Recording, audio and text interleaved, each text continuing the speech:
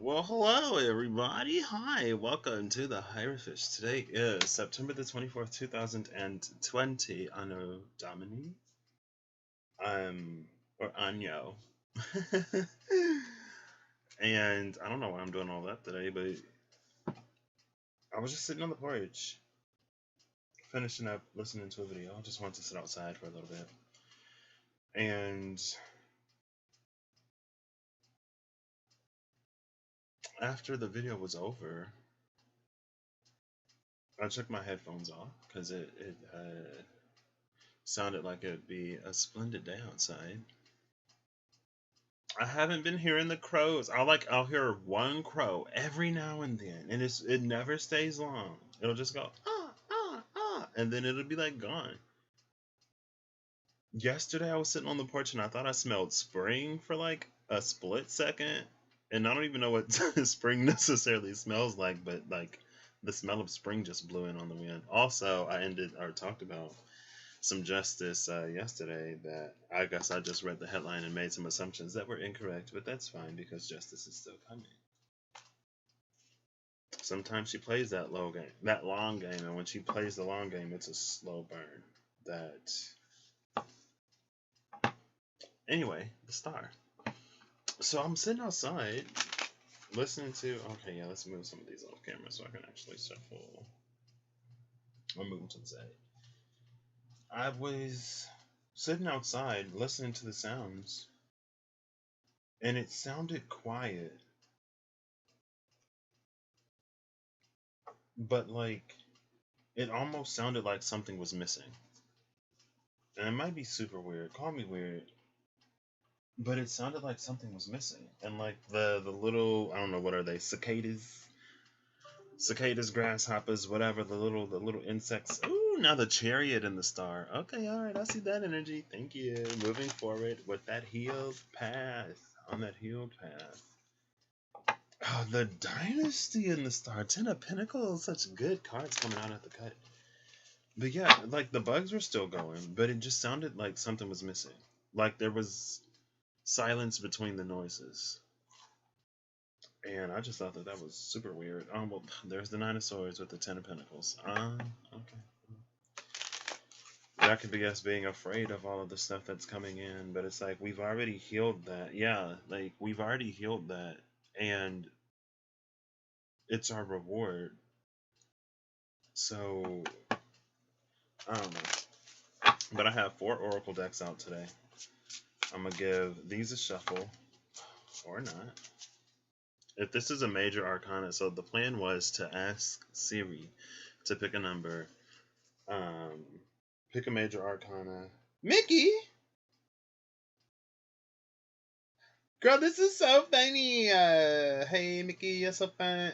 Speaking of Mickeys. Ew. So we are officially in the pre-shadow period for Mercury retrograde. Officially. As if last night wasn't enough for me to know that. And a little context on my life right now. Venus in Leo is trining my Venus in Aries. They're separating now. Mars in Aries is slowly approaching my Venus in Aries again because it's retrograding. And I'm within orb for the trine, the Venus-Venus trine, and the Mars-Venus conjunction. Plus, we're in the pre-Mercury retrograde shadow period, so y'all can fill in the blanks. Luckily, things didn't go too far. Things didn't get too crazy. I was like, hold up, let's pump the brakes. But yesterday was interesting though, because so I ended up talking to one of my buddies that I haven't talked to in a minute, the Libran friend. And we had a pretty good conversation. It was a fairly lengthy conversation, semi-surprisingly. And by the end of the conversation, I walked away with a whole new career path or a whole new potential career path. And it's related to something that I actually enjoy a lot. And it can be worked in any industry. Right? So that was the beginning. but I was like, I do like really want to go into the industry that I want to go into because of the reasons that I've talked about before. But I do really, really, really like this. I've always done well in it. It's something that I always wanted to learn. And then because of my major, it's like we take classes that are kind of sort of all over the place. It makes us a little bit more well rounded than other majors just because we don't like, there's no like specialization in my major really. It's like however you choose to specialize is how you specialize. There aren't really like neat categories. There are these like broad. There aren't neat subcategories. They're like these broad categories, and you just find your niche within them. Um, and so, yeah, that was like, wow, I didn't even like really think about doing that, and it's something that I can totally do. And like I said, I love it. And so, and I was like, hey, like, would you put in a good word for me at the company you work for? He was like, yeah. I was like, what? Really?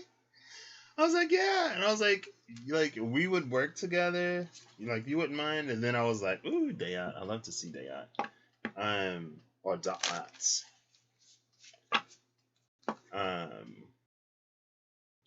He was like, yeah. I was like, oh, well, then, like, I mean, if we're working together, I could just come crash with you for a little bit, stay rent free, keep my money, eat your food. I was just playing. And my mom was like, you two cannot live together. And she's probably right because, you know, he is the friend that we're good for like 5 days. We're good for 4 days. On the fifth day, that's when things start to shake a little bit. On the sixth day, that's when he goes to the extreme and pushes me into my full Taurus mode. And then it's Venus versus Venus, and nobody wins. Libra versus Taurus. Oof. But yeah, I was just like, wow. And it actually is something that I can be extremely excited about because, like I said, like the industries that I've been coming up, I haven't been that excited for. But that type of work, I would be extremely excited for because I love it. I like figuring things out and putting things together.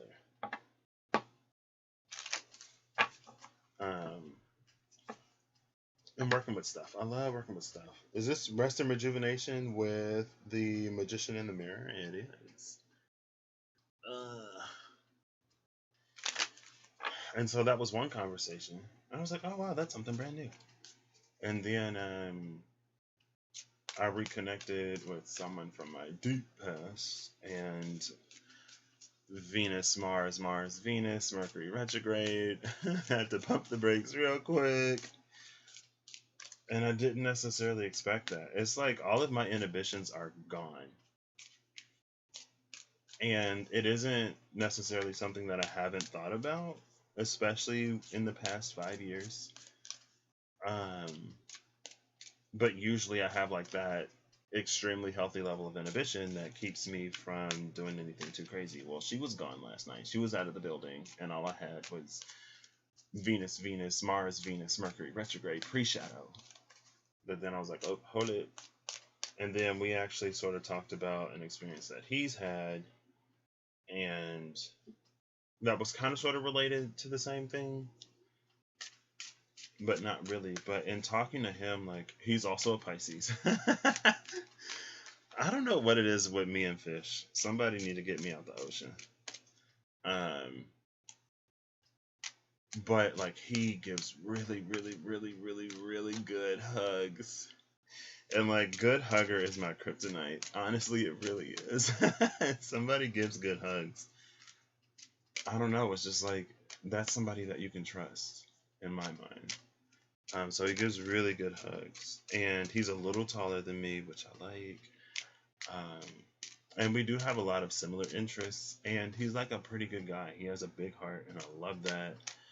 Back in the day, he had a little bit of a short fuse sometimes, or a little bit of a temper, and he's one of those just like hopeless romantic, lovesicky little puppy type of people. And then I realized that I was like, hold up, wait, because you know it was mutual, but I was like, you know what, this friendship is more important than anything, so let's pull that back in. So I experienced that last night, and then I look at the transits today, and I'm like, oh yeah, yeah, yeah, Mercury retrograde pre-shadow. Okay, whew. That whole time I was like, are we really doing this, Patrick? And I was like, yeah, why not? And then I was like for reals, like, are we gonna keep doing this, Patrick? And I was like, yeah, we're gonna keep doing this because why wouldn't we? Hello. And then I was like, okay, Patrick. And then I was like, yeah, you're right. Let's hit the brakes, pump the brakes, reverse, back up, out the driveway. Don't need to get out the car. I wasn't literally physically going anywhere, but metaphorically. Oh, huh. Well, I picked the card up in reverse, but we have our major arcana. It's the Lovers. Okay, and interesting. The Lovers. And look, here we see that tree of life. And I was talking about, so Dayat is this void right here, where there's no orb, but there's an orb everywhere else. But there almost is a second void because Malkuth is over here instead of at the bottom down here. And then we saw the Dynasty, and the Dynasty at the cut, it's the Ten of Orbs, and it also has the Tree of Life on it. So, funny how this works out. Okay, I was going to randomly pick, well, let's randomly pick a number anyway. I guess I'll pull the top and the bottom of the deck because I wanted to look and see what was around the card as well. Bottom under that is the Eight of Orbs. Eight of Pentacles, more Pentacles. The Journeyman, this is the Sun in Virgo. So this is the time period that we just came out of. And what's interesting is in the Lovers, we have the 10th orb in this tree over here, right? And on the Journeyman, we have an orb and a staff. So there's something about something that basically lies outside of the gate. And I did see the garden and the gate at the cut. But it like lies right outside our realm of purview or our ability to just like reach and grab it. But it's there, and it's like we can tell that it's there. So I'll get 1 to 2 cards. There we go. Oh goodness. Oh, this is interesting. Bottom of the deck. Oh, wow, this is really interesting. Okay. So we have the man holding a heart at the bottom of the deck over here, which is interesting. And the cards that came out are Storm Warning and Yin and Yang. Which is... all of this is so interesting. I'm just going to keep saying interesting, I guess. Because again, it's like this thing that's been outside of the gate this whole time. It might just come in, like, knock, knock, hello, who's there? And then you might just be like, what? Okay.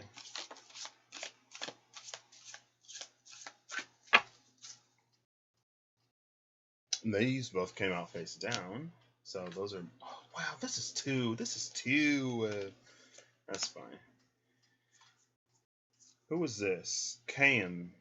I forgot to turn Cam right side up. Cam was the one who specialized in prophecy, I believe. Cam is a fallen angel and president with 30 military units under him, blah, blah, blah. A blackbird. Manifests as a blackbird or a man carrying a sharp sword.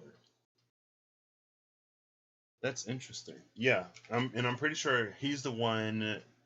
Like, there are some that can see into the past, present, and future. He specializes in the future, also allows one to talk to other blackbirds, the animals, and not only the animals, but to listen to like the rivers and the streams and the winds. That's his realm. And it was interesting because, like I said, when I was outside and I could still hear all the bugs and stuff, but it sounded like something was missing. I don't know what it is. I'm just like, it sounds like something is missing. And then Vol is at the bottom of the deck. We're going to have to read that. I'm pulling all of them out today. And let's get the angels next. We're going to put that right on top of them. I already shuffled these, right? I'm pretty sure I did.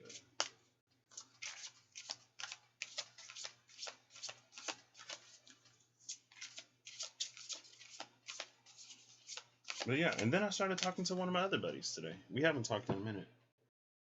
But yeah, last night was interesting to say the least. But then again, I'm like, he is not only is he like a good hugger, but like I said, he's got like a big heart and other things that I really look for. And oh, there's my friend. And I was like, I don't want to go down that bridge. And both of us are like heavy emotion people, and so like it would just turn into a whole mess, and it's not worth the friendship. And ooh, Zadkiel, Angel of Mercy. That's interesting. We'll see what that's about. Bottom of the deck is Yesod, which is the root, the connection. Yesod is actually the box art for this deck. And it's interesting because I've never gotten him before. I don't even know if I've ever seen it. Because I saw this and I was like, is that a title card? But no. But Yesod would lie above Malkuth, which is the world. Or it's like the all that exists within the one. It's where it's a reflection of itself. And so again, on this one, that's the last one that we have access to. It's the one at the bottom. With this other one, Malkuth being up in the tree over here.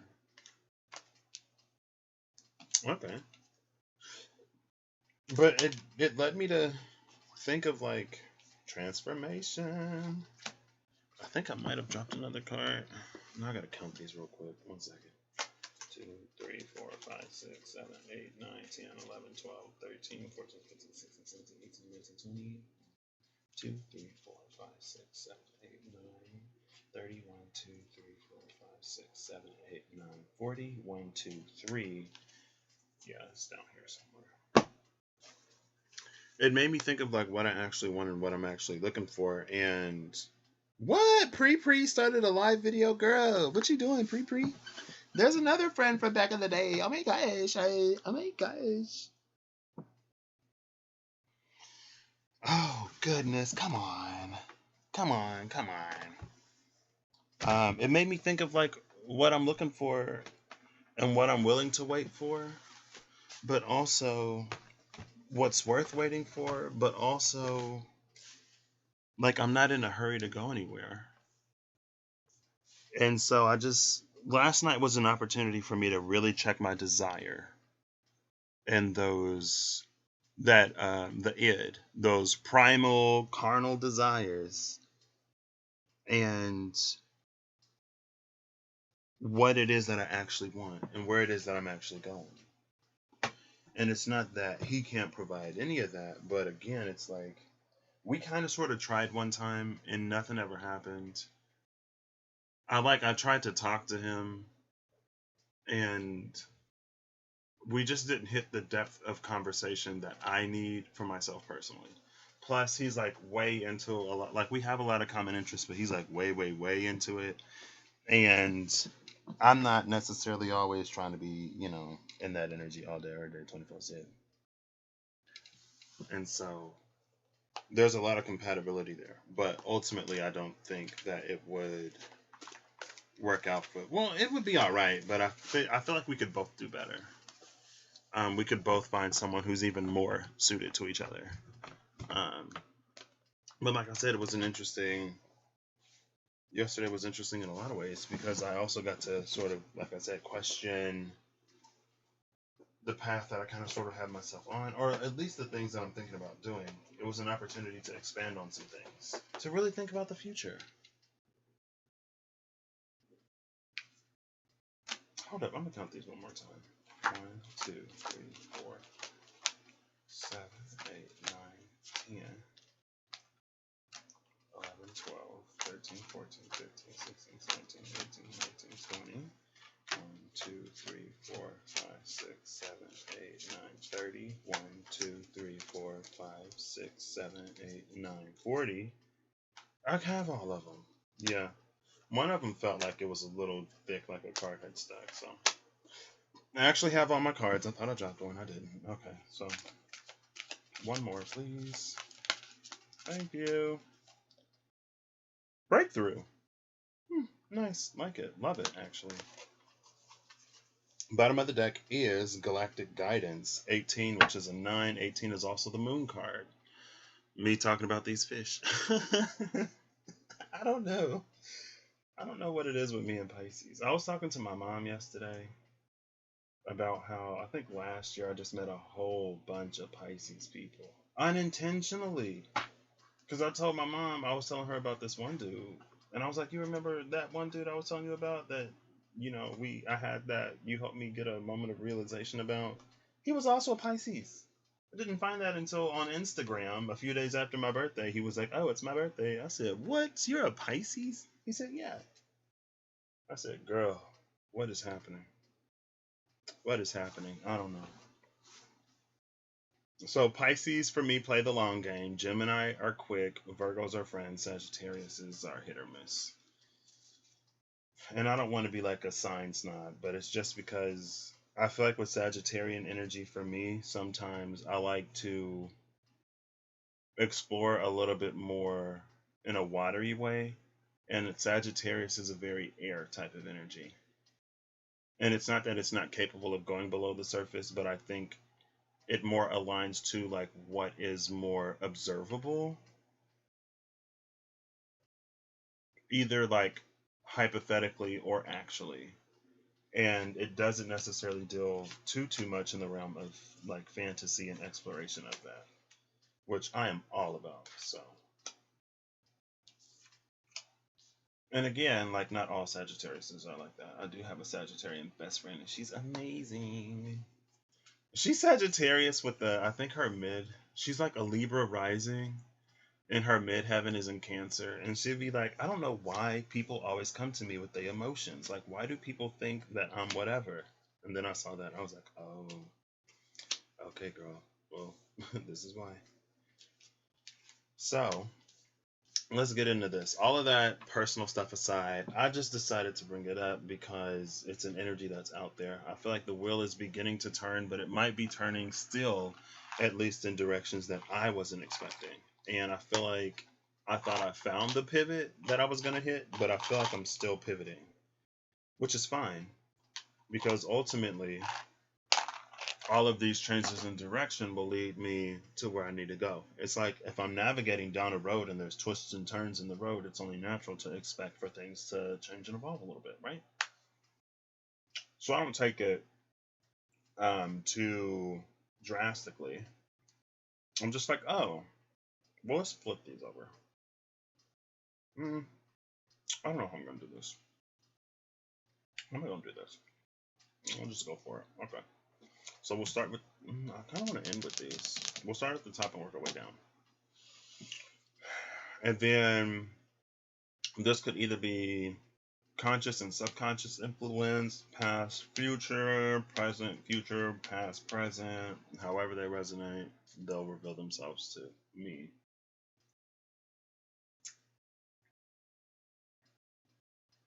I'm going to start with the magical dimensions.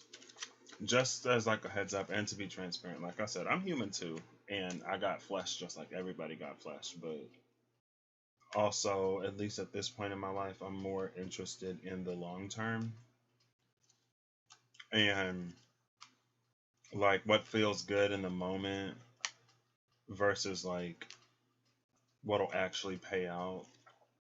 It's something that we make that decision for ourselves. And so I did yesterday. This needs to be this way because we are mirroring. There we go. Even though there's two over here and there's one over here. Like I said, it's like something's missing.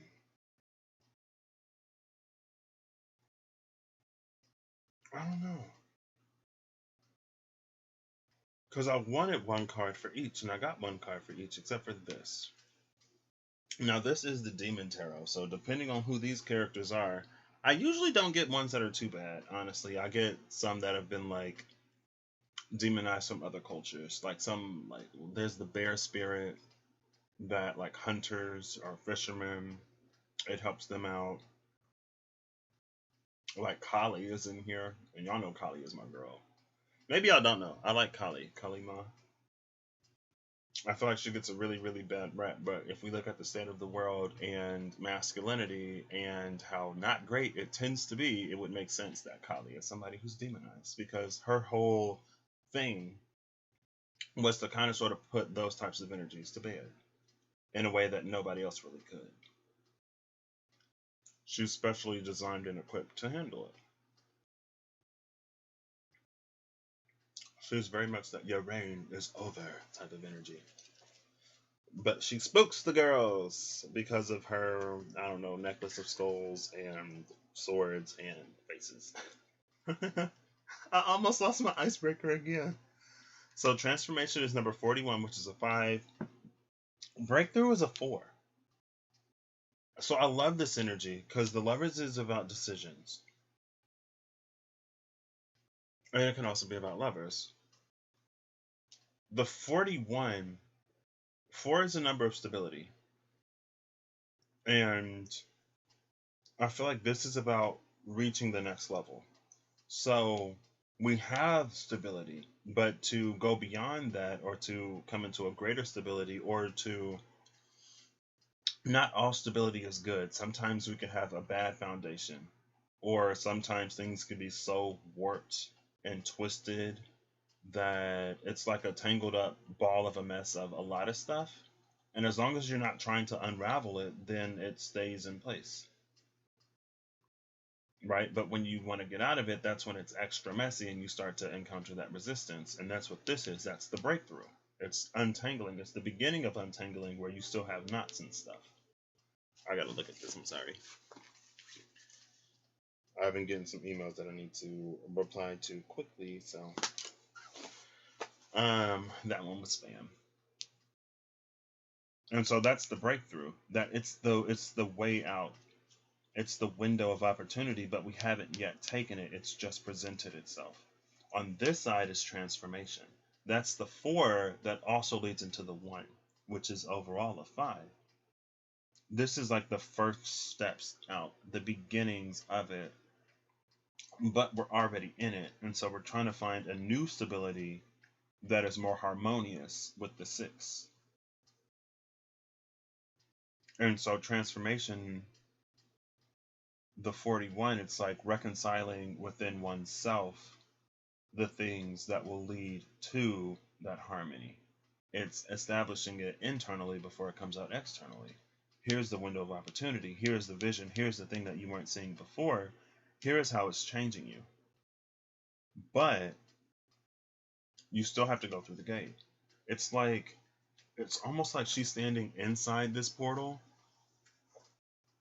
She's either standing in the portal way or whatever. She's either standing in the entrance of the portal and the energies are either coming out of the portal and forming around her, or the portal is like a hallway and she hasn't come out on the other side yet. And so the energies of that breakthrough are still transforming her. You can kind of sort of see the light behind her in a triangle shape, kind of, sort of, or at least it's how it's coming to me today. And so we're not yet quite on the other side. Yeah, and this clarified by the angel of mercy, like this is definitely a way out of something that we found ourselves rooted in, but that doesn't serve us. This is familiarity instead of comfort. It's like there's no comfort here, but we're comfortable in it because it's known.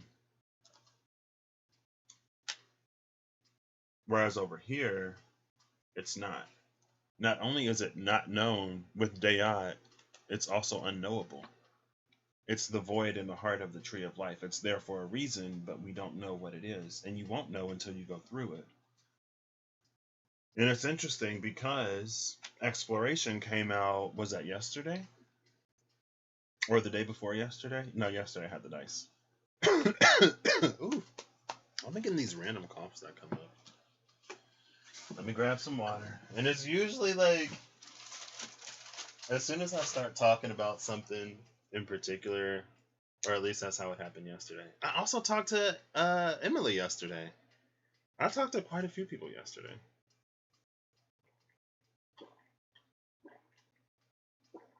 Did I talk to my mom yesterday too? Or was that the day before? I know, I think that was also yesterday. I talked to quite a few people yesterday. All of those conversations were enriching or rewarding in one way or another. Or just interesting. And I haven't really been talking to too many people too often, so it was a lot of conversation for one day. But I'm glad it all happened. And I woke up this morning and I still have my friendship. Oh my gosh, isn't that amazing?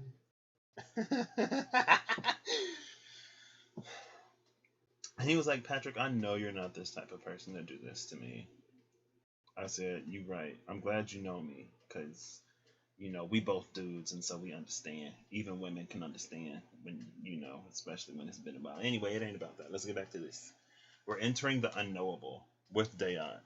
And Boldness came out yesterday. It was Exploration came out yesterday. It was Boldness, Unknown, and Limitless, because when it got to Limitless, I went on that whole tangent about Blue-Eyed Gemini Man.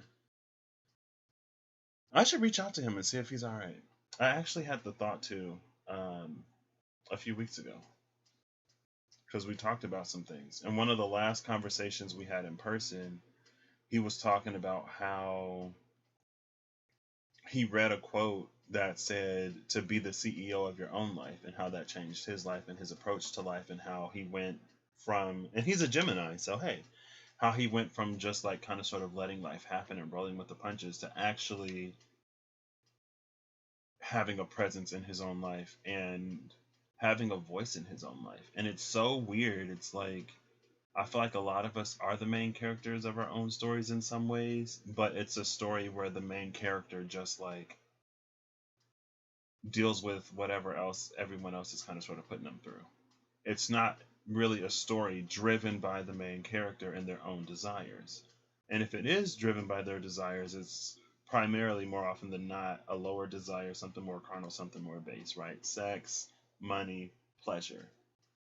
It's not too often like a story, like an underdog story of someone building an empire, or a story of someone really working through their past and healing and becoming a better person. It's driven by things that don't actually get our characters to where they want to be until they have these experiences. So we're at the turning point of these stories where it completely shifts, and now we're going to get some character development. Maybe people in the fandom are like, oh, this character is so flat. Why do they always make the same mistakes over and over and over? And it's like a lot of people criticize writers for making static, flat characters, but a lot of people are static, flat people. Myself included, especially back in the past. Ooh, talking about static, talking about flat. I was Taurus fixed. Taurus fixed, Scorpio fixed, Aquarius fixed, Leo fixed. I got all of them. I'm heaviest on cardinal, and then fixed, and then mutable. But I am a Pisces sun, so maybe that gives my mutable a little bit of an extra boost. But anyway, let's get into the book. But that's what I'm getting here initially, like right off the bat. I love reading cards, low-key. Actually, I read Galactic Guidance because I opened it up here. And I wasn't planning on it, but I will.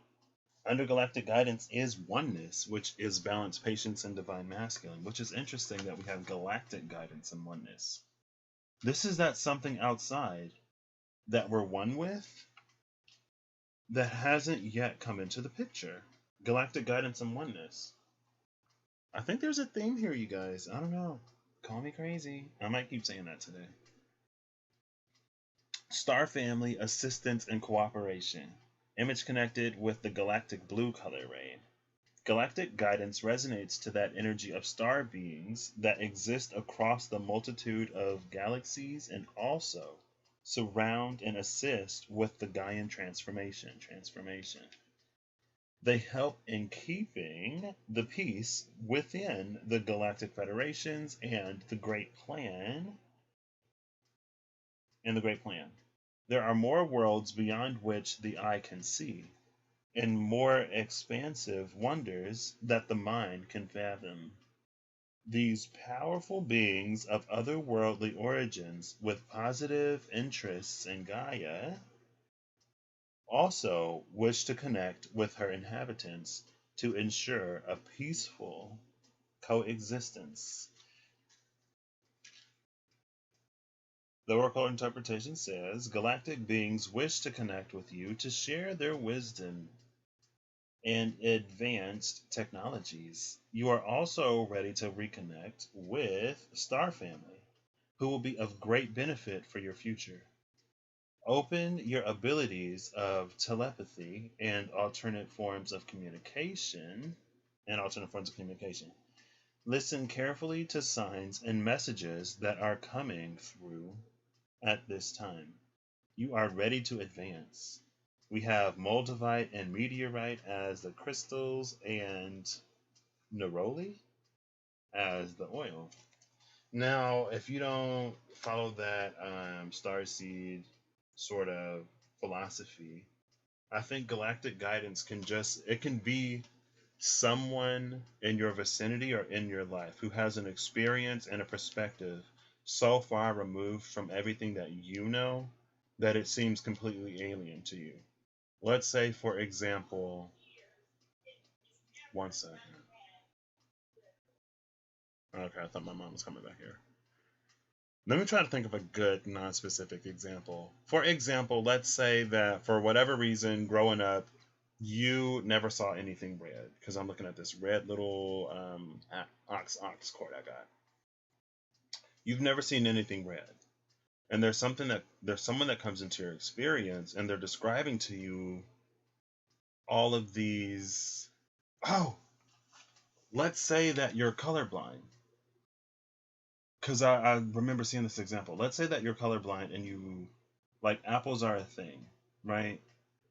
And you go through life never knowing what kind of, like, if you're going to get a sweet apple or a more, like, tart-ish apple or an apple that got a little bit more of a punch to it. And, excuse me, you think that, like, there's no real way to tell the difference. And let's say that you don't know that you're colorblind, or you do know that you're colorblind. But even if you do know, it's like that's still the only experience that you have, so it doesn't really help. And so then let's say that you come across something online or you come across someone who gives you an apple and you're like, oh, like I really want something sweet and like crisp right now. And they're like, oh, well, here, eat this. And they're like, yeah, I don't know, I'm not feeling like something like bitter or whatever.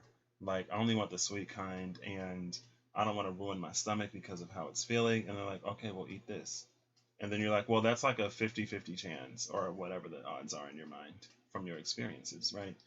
And they're like, what do you mean 50-50? Like, it's a red apple. It's going to be sweet. It's not one of those like green apples that can be a little like more tart or a little more like not bitter, but y'all know what I mean.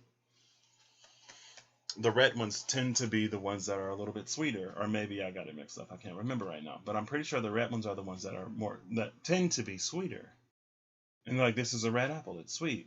And you're like, wait, like apples come in different colors? And like, yeah, the red ones are the sweeter ones, the green ones are the ones that are a little bit more tart, right? Kind of like a berry tart.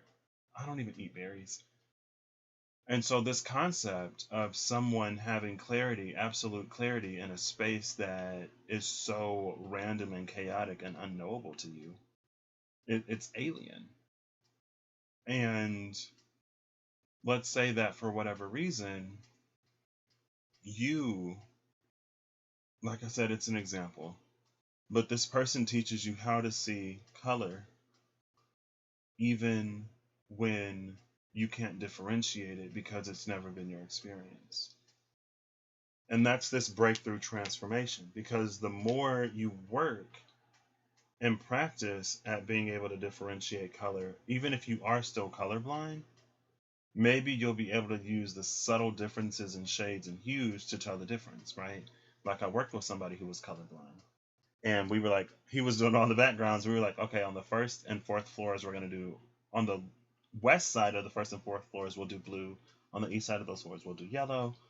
On the second and third floors, we'll do like red and green. And he was like, oh yeah, make the colorblind guy go and do it. And I was like, oh my gosh, I forgot. I'm so sorry. Like, we can have somebody else do it if you want. He said, no, it's fine. And he figured it out. But you have to be open to not only your experience broadening and not only an outside perspective, but you also have to be open to building that muscle and growing with it and flexing it. And you can't always default to whatever your previous and prior experience is.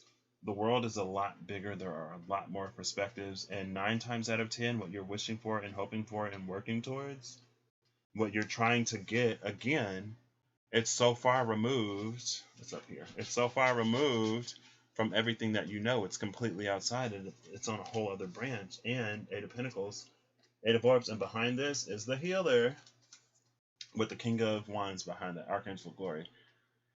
It's like it's something that you got to work towards and build towards before you can really claim it. It's not going to come immediately.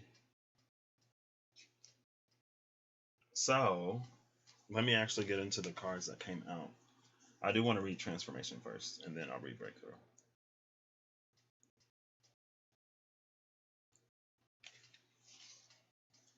So Transformation is Metamorphosis, Synchronicity, and the Unexpected. Ooh, this is connected with the Galactic green-pink colorway, and we just had Galactic Guidance. So it is tying in.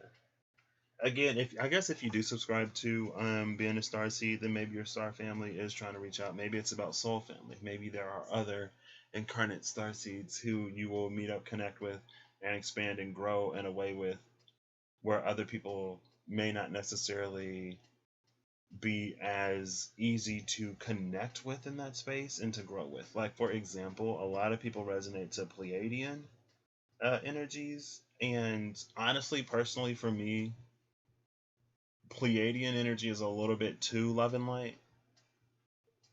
I think for me, sometimes it doesn't feel grounded enough, and it may sound weird coming from me, someone who's always like, we can build our own reality and like we choose what we focus on and blah blah blah. But I feel like sometimes Pleiadian, it could be like a little like sheltered. It almost feels, and I feel like if you resonate to Pleiadian starseeds and you find yourself empathic, you may be that kind of empath that finds it difficult to interact with other people because you just get sort of like lost in their emotions. Whereas maybe if you came from a little bit of a hardier star system, if I had to say which one I resonate with personally, I would say Orion is the one who typically comes through the most for me. But it's like maybe if you come from a little bit of a hardier system, then it'd be a little easier for you to have that empathic ability, but to also be able to separate someone else's emotions from your own. And so you can engage with them and you can engage with certain energies and maybe not be drained so quickly or as much. Or maybe you just like you come in with a different set of boundaries because you operate in a different way. Because again, it's like the place where you're from. If you're from a place where no one locks their houses, their cars, nothing, where you can still leave a cherry pie out chilling on the windowsill and you can expect to find it in 2 hours, if you can leave your wallet somewhere and expect to see it laying right there fully intact when you come back, then it's like if you get put in a place, in a scenario, situation, environment where that's not the case, it's like this shock after shock after shock of, oh my gosh, I can't believe I have to lock everything, and I can't believe I can't just leave my cherry pie sitting out on the windowsill because the air and the sun, they do something to it that makes it taste extra special. Like, I can't believe I can't do stuff like this. I can't believe I have to lock everything. I can't believe I have to watch everybody, right? It can kind of sort of be that type of energy, but at the same time, you can experience the same thing, but on the opposite scale,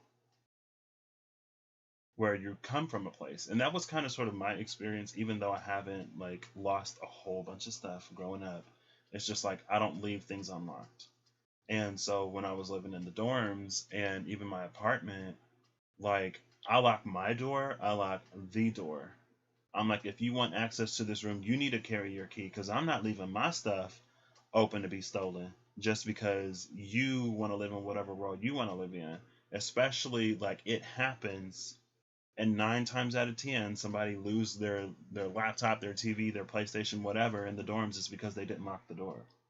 There are opportunistic people out there, and again, it is this energy of needing to find a balance and not being so far on the other side, but there is like this completely outside perspective that is just as valid with that oneness. It's like different pieces of the same puzzle. We're jigsawing from different corners and building towards the middle where it all makes sense, right?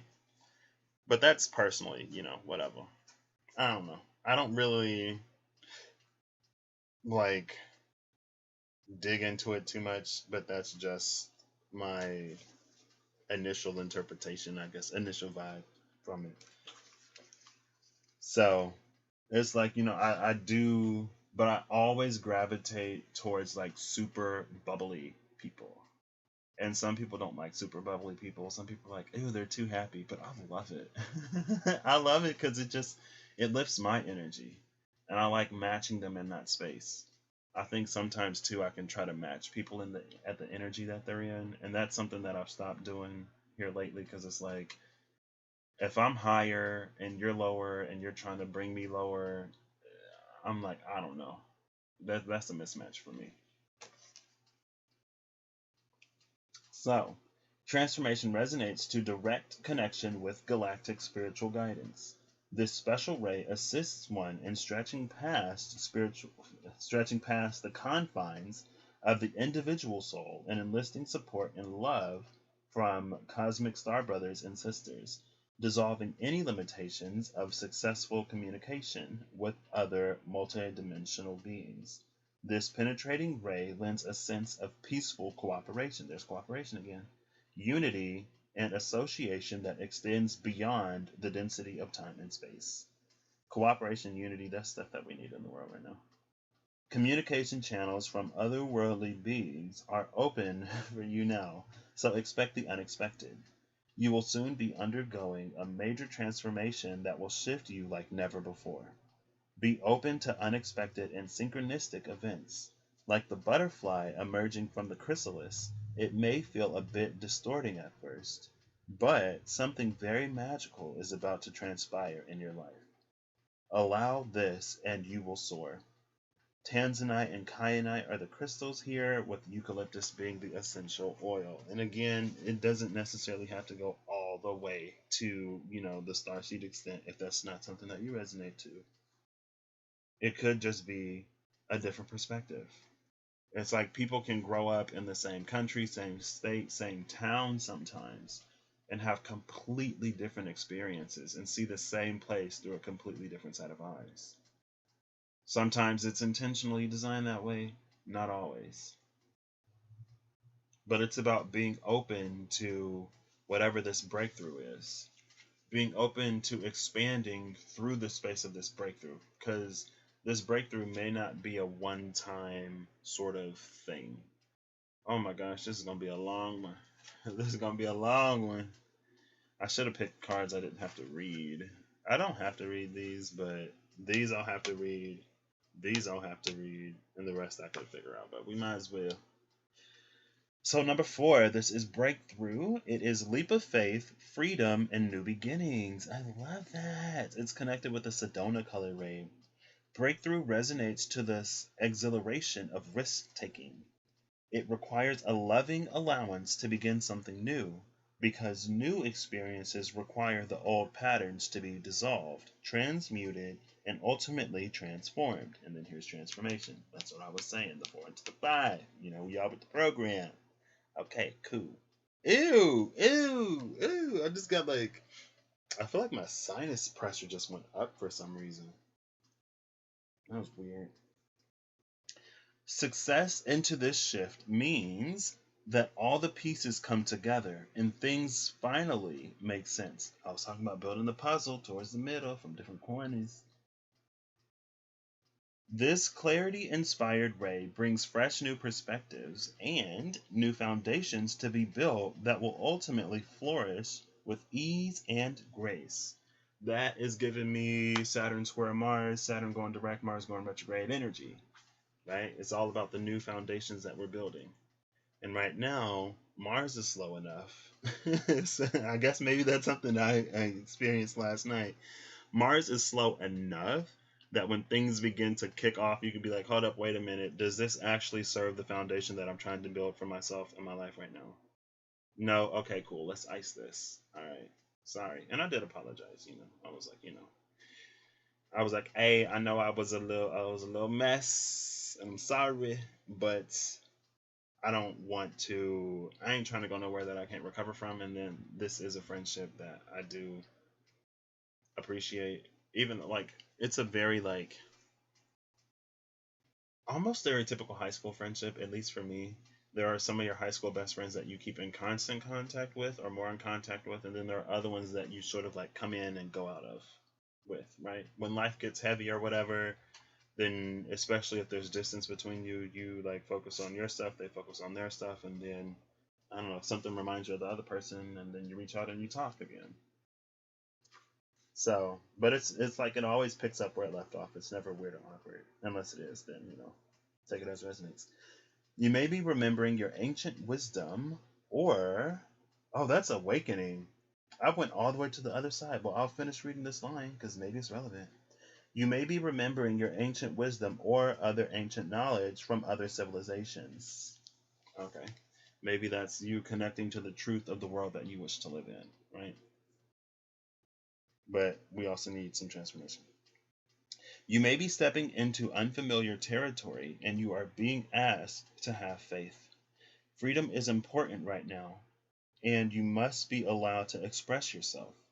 This is good timing for a new partnership or business venture, but it will require your full trust in taking necessary steps forward into the unknown. This is also a time for lightning bolt transformations of a spiritual nature, all for your positive growth. Sandstone and red quartz are the crystals, the juniper is the oil. So, yeah, I'm loving that. And the most interesting part about this is that it all stems from our own personal decisions. Right? It's like the breakthrough is being offered, but you have to decide to take the transformation. You have to decide to open up to perspectives and realities beyond the one that you know. And reality could literally be the way that you see the world and the way that you operate in it. If you see the world as a dark place where no one can be trusted and it's a dog eat dog world, then that'll be your experience. Regardless of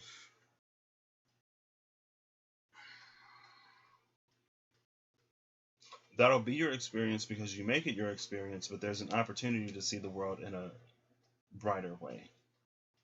If you go through the world thinking that everything is peachy keen, and then you see some of the injustices and some of the ugly in the world, and you turn a blind eye towards it, or you like mentally block it out or whatever, then it's like, and not facing reality, in some ways you'll always be subjected to control. It's like either way you'll be subjected to control. Either your own mind or in things outside of you that you don't see. And unfortunately, like those are the types of people that people manipulate. The people who they perceive as naive and gullible. So now let's move over to Angelarium. Now these will be a little shorter because the entries aren't as long. I guess I'll read your side as well. Oh goodness. Oh, I just turned right to Dot. Come on. Dot. I wish I knew how to pronounce it, but I don't. Yes side. Oh, I probably need to go put my clothes in the dryer.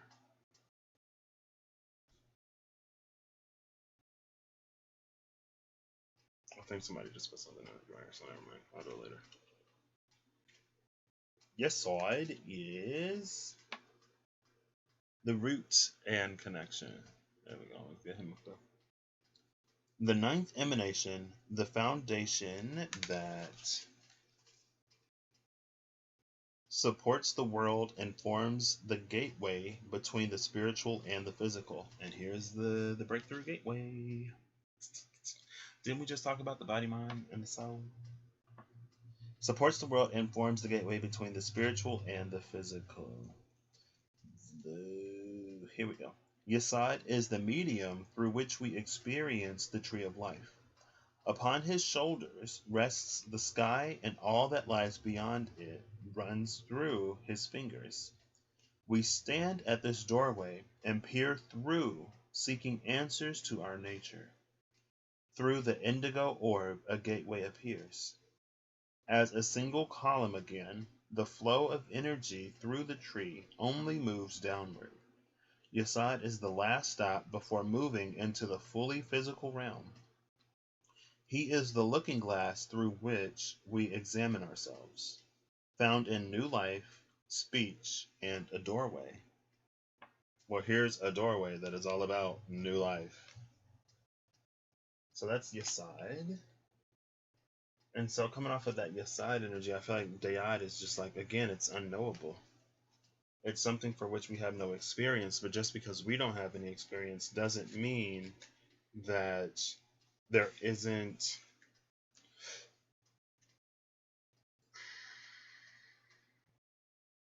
I know the Galactic card came out and it's talking about all this otherworldly stuff, but it feels honestly more like spirit or whatever you believe in, but it's galactic and multidimensional because again it's asking you to step into a space that you've never experienced, to live a life that you've always dreamed of but never really had. And so there's this foreignness and this way of not knowing how to be, but it's also what it feels like. It's things are relaxed, and maybe that's the dayat. Oops, things are relaxed here, and so you are being changed by the space with this transformation, but you're also changing the space as it changes you. So even when you don't necessarily feel like it, you always have a place in this space. And the more you discover yourself, it's like the more this space will reveal to you. But it requires you to show up more authentically. Because otherwise, going back to yesterday, being in between worlds, otherwise you're going to end up in the same place that you're in now. But it's like when you have a lot of money but then you lose it. It's like, how do you go from having a quality of life that was very extravagant to one that isn't? And how do you find comfort and joy and peace in that? It's very difficult. Especially if you're the one that is the reason why you don't have that money anymore. I would say that there's this underlying justice energy that's been here the whole time, but we're in Libra season, so hey, it's expected. And the Lovers is here, you know? Justice has two scales that are equally balanced, or in the process of being balanced. The Lovers involves multiple energies and coming into a space of mutuality, or at least a space of decision. Sometimes it's not mutual and then it's not great and it might fall apart. But it's also about decisions and the choices that we make. Like I said, North Node Gemini, it's right here. It's about the decisions and the choices that we make. It's not necessarily about the ones that are made for us with that South Node Sagittarius Temperance energy. It's about the ones that we make from our own personal place of power. And Spirit can guide us and assist us, but it's not going to make these decisions for us.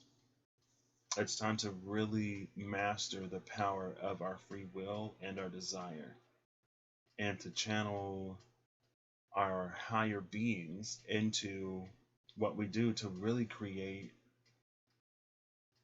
and live our best lives and be the better versions of ourselves. And when we're becoming a better version of ourselves, it's not about seeing the flaws and the faults in ourselves. It's about owning it and improving for us because we want to, because we know we can do and be better, because there's a whole lot of garbage that we don't want to put up with anymore. And some of that garbage is like self-inflicted, self-stank garbage. I don't know. Some of it comes from within. And it's like you keep taking out the trash, but the smell is still there. It's like, oh, it's you. When was the last time you showered? Sorry. Daya is null and emptiness. This emanation is a conduit. Let's define that word, because I know what it's like. A conductor. It easily conducts something like electricity, like a metal rod. Oh snap! I didn't even realize that OBS is playing the red light, green light game over here. Apparently. I just looked over. Whatever's lost is lost, y'all. Whatever ain't heard, it ain't meant to be heard. Hey Siri, define conduit.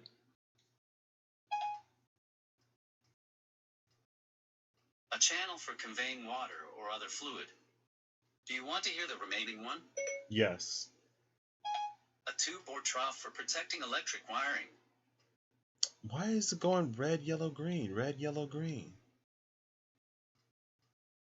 Does that mean pull back a little bit? Does that mean don't hit them too hard? Don't give them too much. Okay, I will not be so specific because these realizations and these places are important for us to reach within ourselves. That's the power of it. We can't be told what to do. That's why Spirit ain't telling us what to do right now. Right? Because it's important for us to come into ourselves and to decide for ourselves. It's like, let's say that for some reason you work a job and you're expecting a raise, you're expecting a raise, you're expecting a raise, and you never get it. But this company, for whatever reason, has a policy where they don't offer raises. They wait until their employees ask for them. And when you ask for a raise, you are also asked to present why you deserve one. And every time you feel like you've done enough and you've progressed enough to get a raise, you get to approach the board and fight for your raise. It's something that you have to choose. It's something that you have to validate within yourself and believe enough to convince somebody else. And this ain't no like, con man type of thing where you can just go in and, lie to people and be like, I do this, and that, because they know. They know.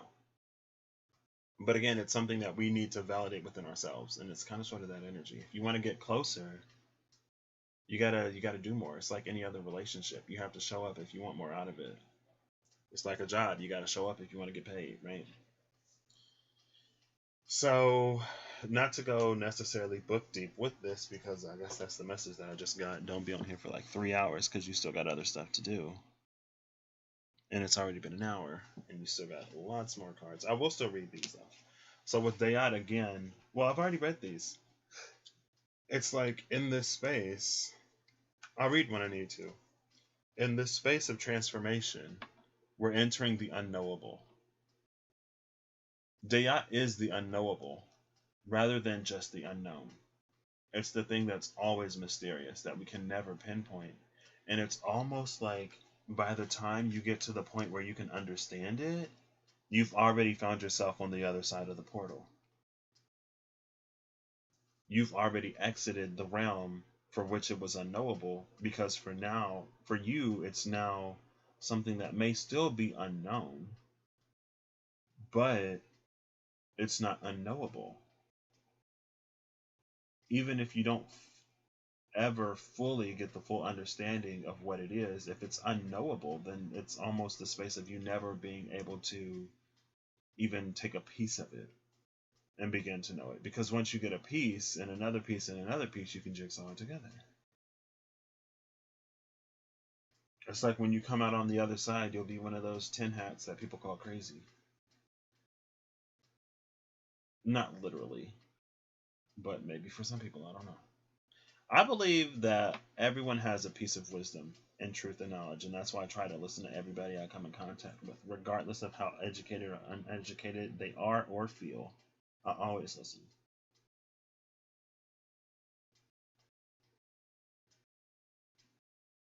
And it's hard to communicate something to someone that is to them unknowable. It's like you can never make it make sense. You can only encourage people to do the math themselves or take their own journey. And then over here again with Breakthrough and the Angel of Mercy, I feel like this is an opportunity for karma cycles paths. I don't know why paths, but paths to be rewritten, broken, and cycled out. It's the breakthrough. It's like you've suffered enough under other people, but now it's time for you to stop suffering under you. So let's get into these. Let's see who we got. Well, I just said I never get any of the big bads, and here's one of the biggest and baddest, Lucifer.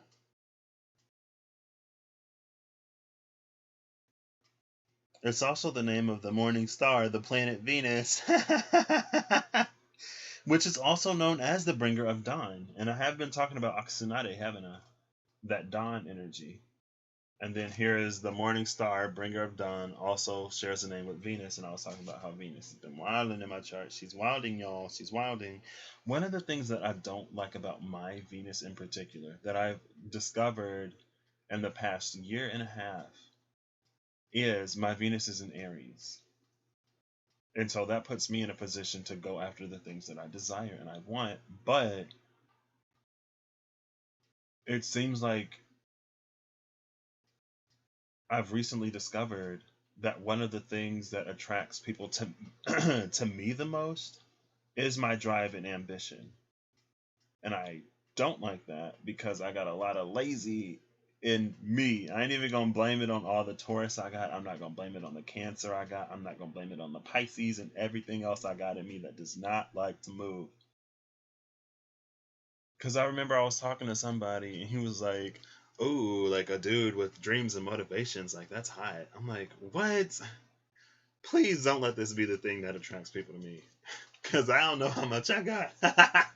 But now that I've come into everything that I've come into because of the breakthroughs and the transformation this year, it's an energy that not only am I more comfortable with, but I can also sustain and move forward with. And I can just be present in a lot of ways that I wasn't before. It's almost like presence, but I wasn't really being fully present in the past. I wish I had a Venus in Pisces, man. I wish people just loved my heart, my big heart, my willingness to help, and my mind. But it's like, no. Venus in Aries, it'll be my drive, my motivation, my passion, the things that I strive for in life. I'm like, of course, because if it were anything else, it'd be too easy.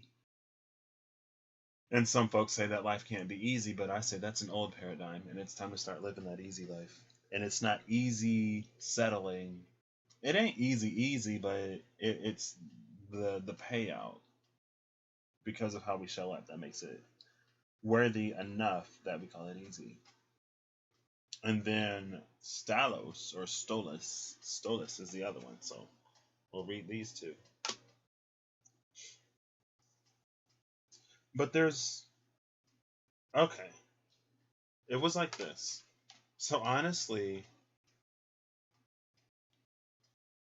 okay, so Lucifer actually shifts the whole thing because at first this was a transformation out of a space, but with him showing up, it's a return. And that's the thing about Star Family. It's like we're going back to our Star Family. Like we're from a place that is not this place, but this place has worked us into something, into someone that we're not, that we don't even realize or recognize, that maybe we can't even pinpoint when we became this person that we never wanted to be. And this transformation and this breakthrough is about returning to our previous state, returning to our former glory, shedding the baggage, and purifying ourselves. And that's the Phoenix element in this. The Phoenix element is the feminine element in here, where the dragon, the destroyer, has been prevalent. It's almost like reclaiming our own femininity. And in that process, coming out of and balancing our energy to the point where we can hold that part of us that fights when we need to. We can hold the part of us that has that drive, but we can also temper it with authenticity, heart, love, and the truth of our desire. So this is like Lucifer fell, but now he's rising again. And that's the thing about the earth, is like the earth is so dense that like all of the angels that came to earth basically ended up falling to temptation. And that was a lot of the fallen angels. It's something about the earth, something about the space and how dense it was down here that almost stripped them of their true nature. And whatever temperance they would have had upstairs, like I said, their inhibitions were just completely released. And inhibition is important. It's something that also needs to be balanced. It reminds me of a show where a girl got rid of her fear. And at first she was feeling whatever, but it made her extremely reckless. And it led her to endanger a whole lot of people. And it's like we're not supposed to be ruled by our fear, but everything in moderation. And that's temperance. Everything in moderation to some degree. It doesn't necessarily have to be completely absent, but it reminds me of the quote by Aristotle, I think. It was like, to be angry is easy, but to be angry with the right person at the right time for the right reason to the right degree, that is not easy. And it's very much that energy.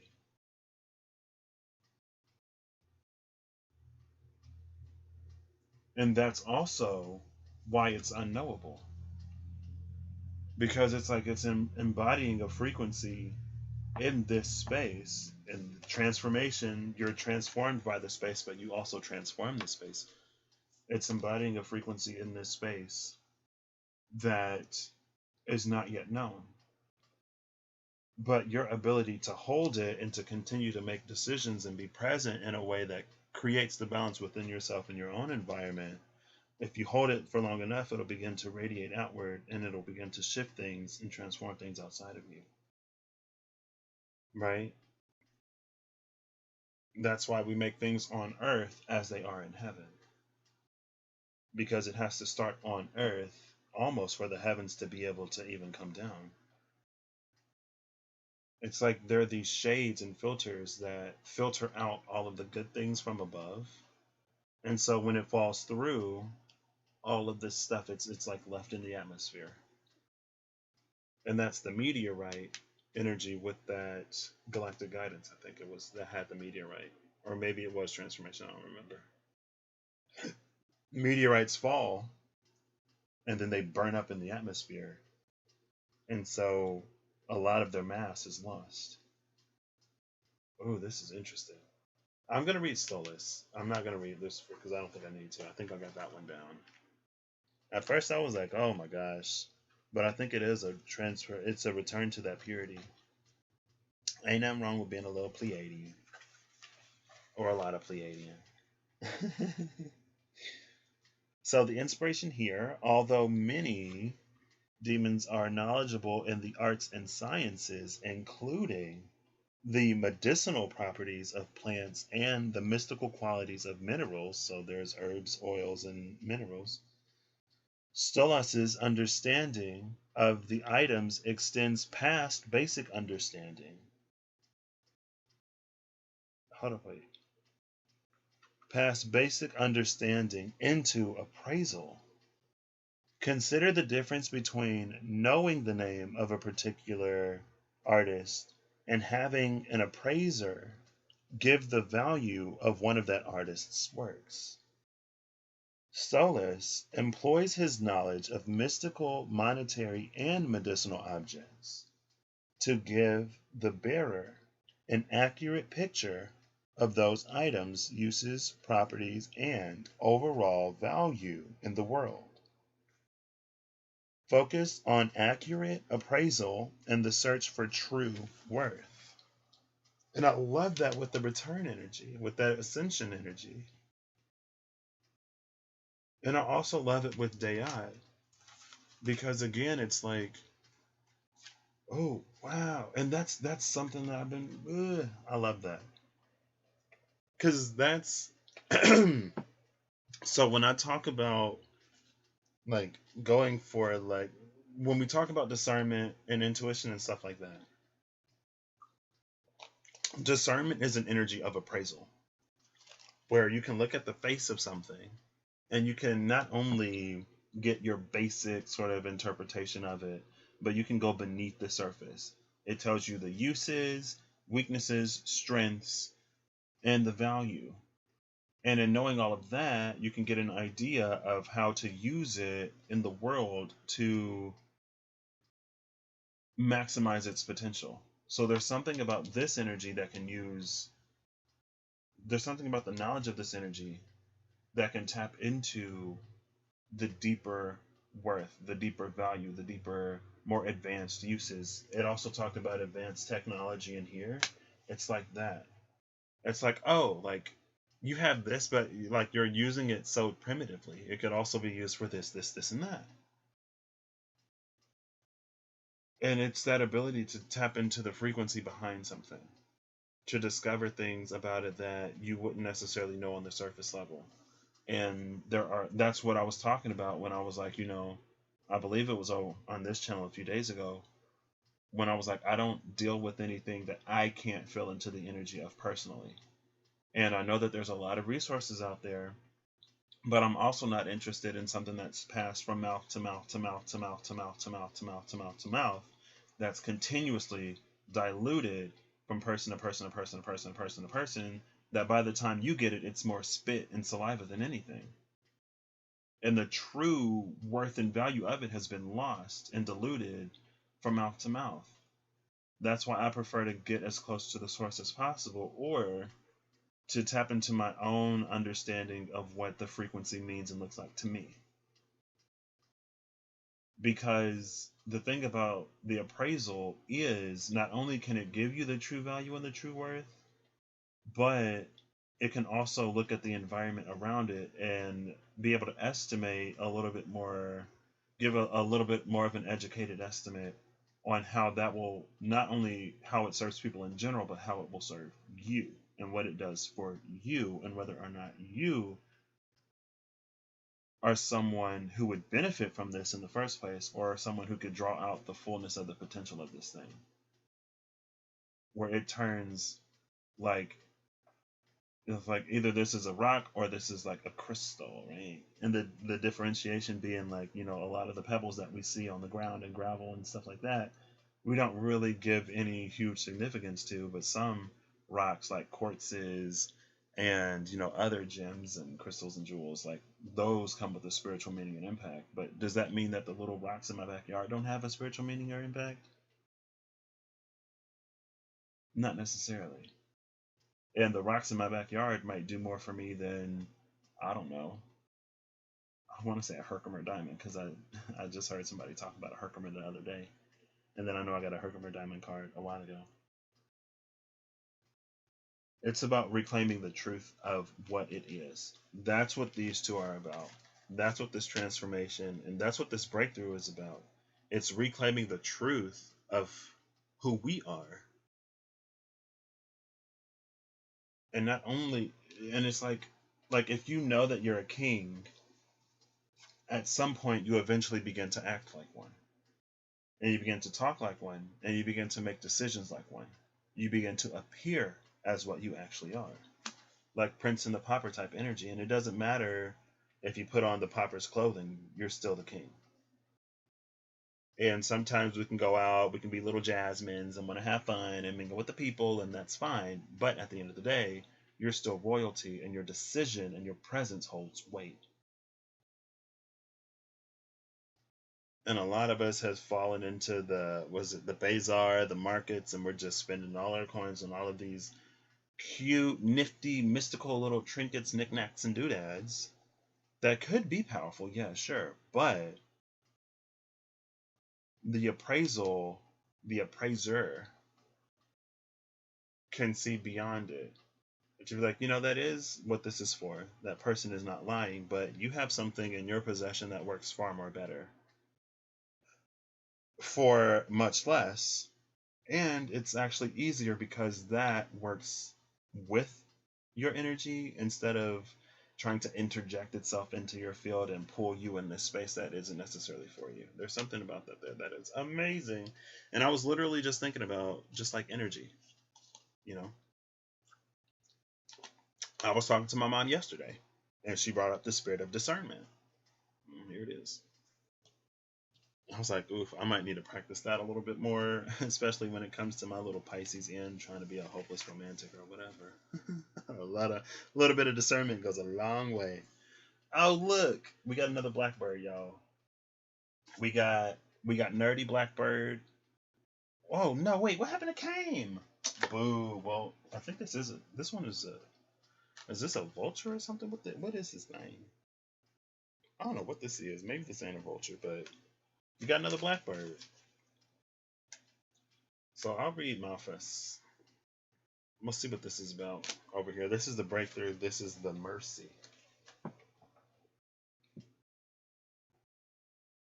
And it's almost like, honestly, it's almost this story of like, because we know the story of Lucifer and how God created man, and Lucifer was like, they ain't even all that. Like, look at them, they're animals. And it's almost like God was in the space of this appraiser. Well, let's New Testament God versus Old Testament God. Old Testament God was kind of a savage.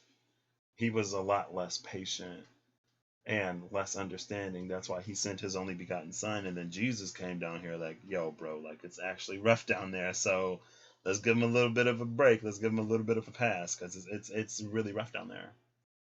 I don't know what it is about that planet, but it just sucks the light out of so much, and it's so dense. It's so hard to be good and forthcoming and be successful as to the same degree and as easily as it is to be shady and take advantage of people and have all these questionable practices and be successful. And so it's almost like, in order to prove, this is some completely, like I said, call me crazy, call me weird. This ain't nothing I've ever been exposed to before. But it's almost like there was a certain understanding of, up in heaven, things are lighter. Down on earth, things are different. It's denser. And so the light doesn't hold the same way.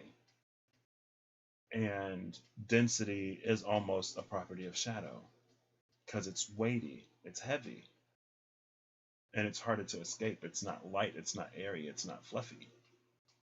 And he was like, it's not that bad down there. And God was like, I created that place.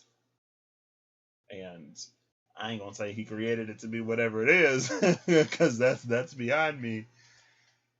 But there's an ability there for him to, even if he didn't fully understand and recognize at that point. And again, we can't put human things like understanding on him, but according to the narrative that is the story of everything, um, and it's almost like Lucifer decided to come down and show God how easy it is to be down here but still be of the light. But what he didn't expect is that meteorite effect when he fell. He didn't expect to fall when he came down here. And then he did, and he got real twisted.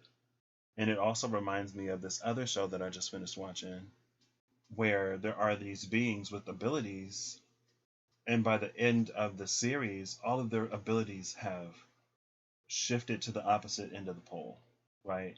So one person could push their emotions on other people, but in the beginning, she wanted people to feel her pain, so she always caused pain to other people.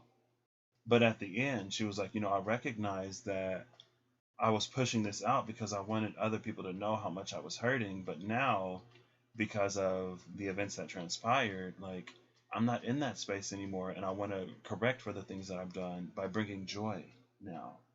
There was another person who had the ability to literally tear somebody apart. Okay, no, it's a cartoon, so it isn't as graphic as it might sound. She can cause them to destabilize, right? And which is basically, she can cause people to lose their physical form. But when she reversed her power, she can alter their physical forms now. Where because of whatever she did, she can like repair deformities and things like that. Again, because of what she did. And then there's another person who used to use her own mind and will to dominate others, but now she lets other people in so that she can better understand them. There's this reversal. There's like this higher level of our ability, and then there's this lower level. And it's like when you come down to earth, it just puts you at the bottom end of every polarity, across the board, nearly. But that's not our true nature. That's not where we come from. And it's almost like the more over time people continue to act from these lower spaces, the more polarized to the negative and the bad the planet became, because then it became the predominant frequency. It became the predominant energy. but it's about shifting the scales on the other side. And it's not going to be immediate, and it is going to require that dedication and effort. Like gravity, like we don't consciously fight it, but gravity is something that we're always affected by, and we're always counteracting, right? That's why we don't get pulled to the center of the earth. Oof, I don't know, that's interesting. So, Colin DePlancy also mentioned Malthus's gifts at finding capable workers and good familiars for those who summon him. Familiars are perhaps less useful in our everyday lives, but a strongly structured company requires a foundation of good workers. So we see that Malthus's skills at building are not only Malthus's skills at building are not only with wood and stone, but also with people. The divination here is focus on physical or metaphorical structure, creating strong foundations, or finding weaknesses in seemingly indestructible barriers. Here's Capricorn energy right here. Like I just said, Mars square Saturn. It's about what actually builds us that foundation to get to where we want to go. Here's someone who's good at finding good people, good workers, and building a strong foundation. And that's kind of sort of what at least the magical dimensions are talking about with galactic guidance, transformation, and breakthrough. But you have to be willing to work with good people. And the thing about good people is good people can work anywhere and they can be compensated for their work. And so if you're not a person that good people want to work with, good people will leave. You can chase good people away. You can chase hard workers away, and you can think that everyone else is toxic or whatever. But good people don't leave good jobs, really, unless they're building and expanding upon themselves. But a good job will understand that that's what good people do. Good people aren't chased away by good jobs. Good people are chased away by bad jobs, toxic environments, and things that they know are below what they are worth. And it's like Spirit, through the Angel of Mercy, has been bringing good people for some of us into our lives, bringing us things that we can actually work with. But if we haven't reached this breakthrough, if we don't go through this transformation, it's like we'll continue to chase good people away. And again, we're going to reach the point where we know it's us chasing the good people away and not vice versa. Right? It's one of those energies of like, you're telling me that every single person you come into contact with is the same. It ain't nothing wrong with you. And you ain't doing nothing. Something about that don't add up. And sometimes it's within us, and it's the choices and decisions that we continue to make. Maybe again with that separation for reasons that we aren't even necessarily fully aware of. Because there's a realization that we haven't yet had. He can build with rocks and stone and wood, but he also attracts good people. And again, with this energy over here, it's like we don't even realize that at some point we stopped being good. We stopped being the light. We stopped being that North Star. We stopped being this beautiful energy, and we turned ugly. We turned vile. We were transformed by our situations, which is very understandable because that's what an environment has the ability to do. But the environment also has the ability to make something better. When you start talking about epigenetics, that's the ability for the environment to, in some ways, override the genetic code. And factors in the environment to, it's just like survival of the fittest. It stresses the importance for certain things to be amplified within ourselves and for other things to be hidden. And depending on the environment that you were in, you could have been amplifying your darkness and hiding your light, when we need to switch that, flip that, elevate it. Right? Like Missy Elliott said, I don't know. Put the thing down, flip it, and reverse it. because we got to decide if these things are actually worth it and proceed accordingly. So we have storm warning over here, and then we have yin yang over here. Oh, I never read this Vol dude. Let's see. Oh, look, I just turned right to Stolas again. The Appraiser. That's why he looked like a little owl with them long legs.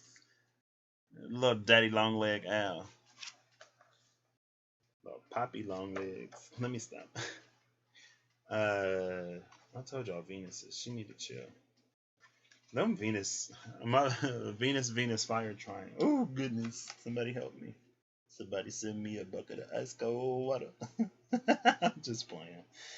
Wall is said to know many things concerning the past, present, and future. A relative of Cain, it seems. But he is especially gifted at procuring the favor of friends and foes, as well as love and family. So, bottom of the deck over here is someone who is gifted in knowing the past, present, and future, but especially talented in procuring friends, foes, love, and family. And then here we have Malphus, which is about bringing good people and hard workers into our life.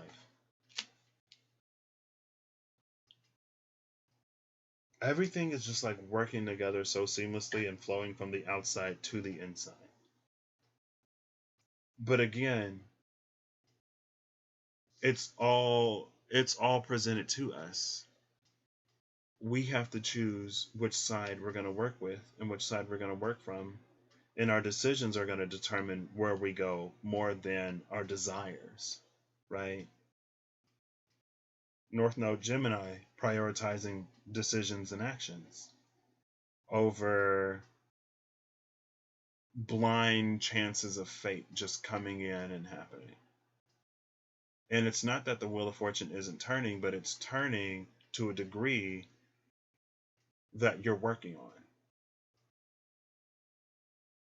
It's almost like things are starting to line up in some ways.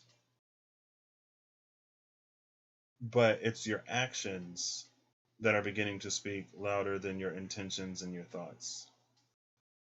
Actions speak louder than words.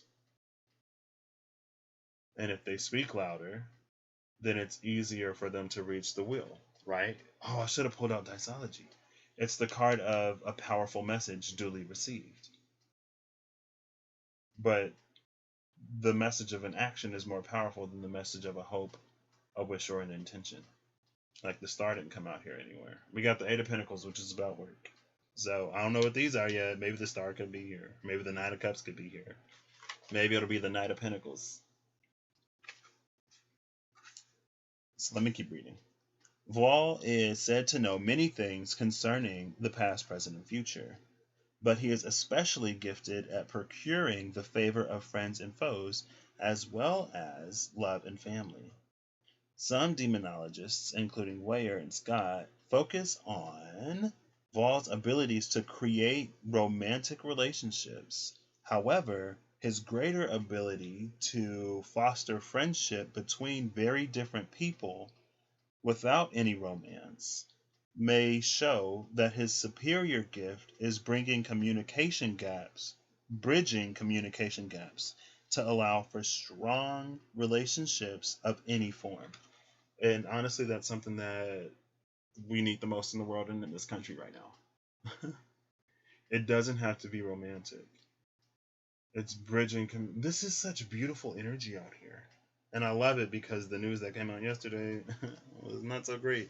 Not surprising, but, you know, just because I'm not surprised doesn't mean I didn't hope for more. I can hold hope still.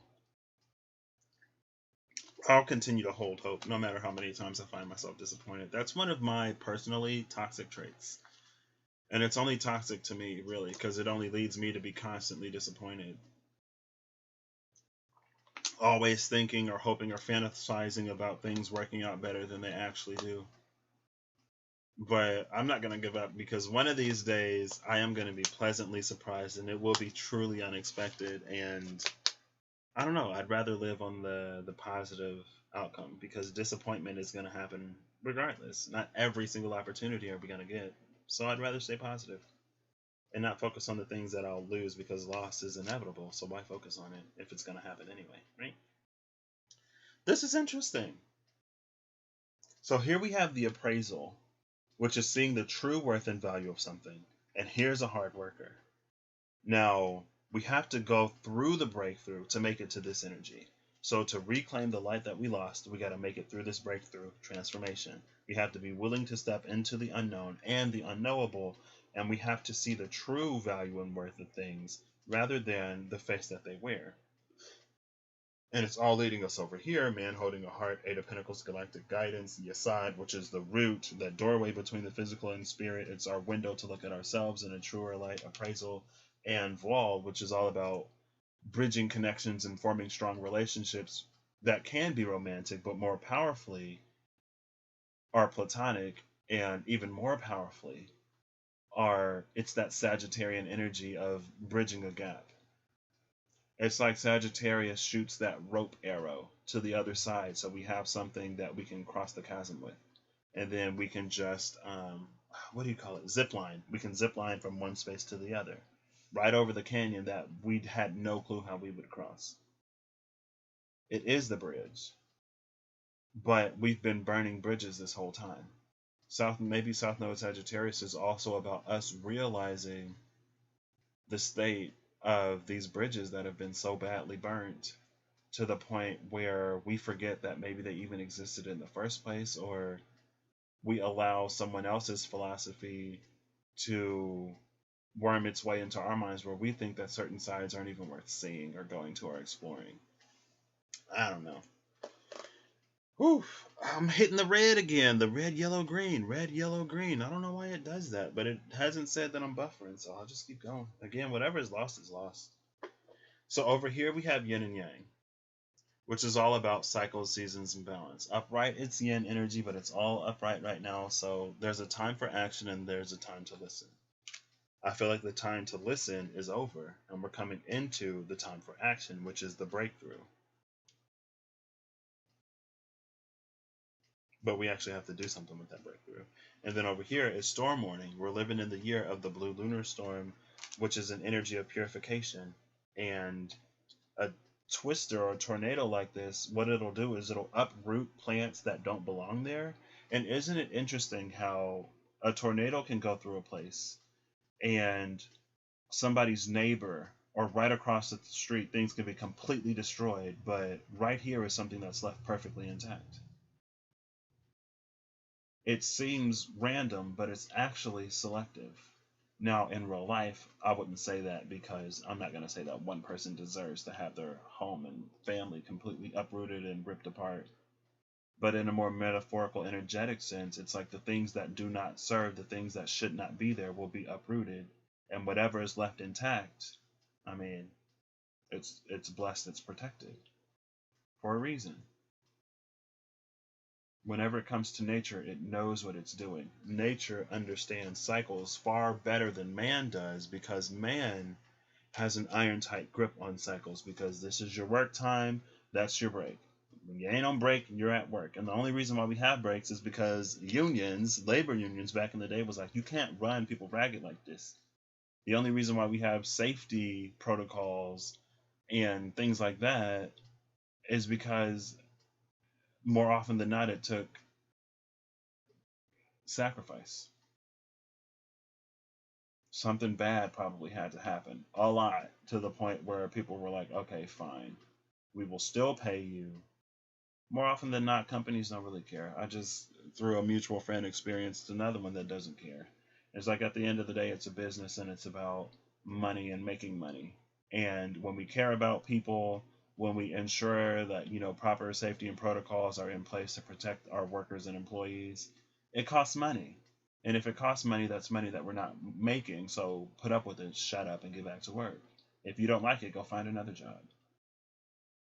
But when you find yourself without a workforce because you push all of the decent workers away, and now the quality of your product is trash and your value plummets, and then you go bankrupt, maybe that's one of the times when you realize, okay, it's better to put and invest in a healthy work environment and creating a place where people feel valued and they actually want to work. Because if nobody's working there, then who's working there? This is when our own greed can work against us. And it doesn't make sense to spend money on things that don't make money to the greedy. But the thing about this energy is, and the thing about Capricorn energy is, it understands necessary sacrifice, and it understands when costs actually lead to more profit.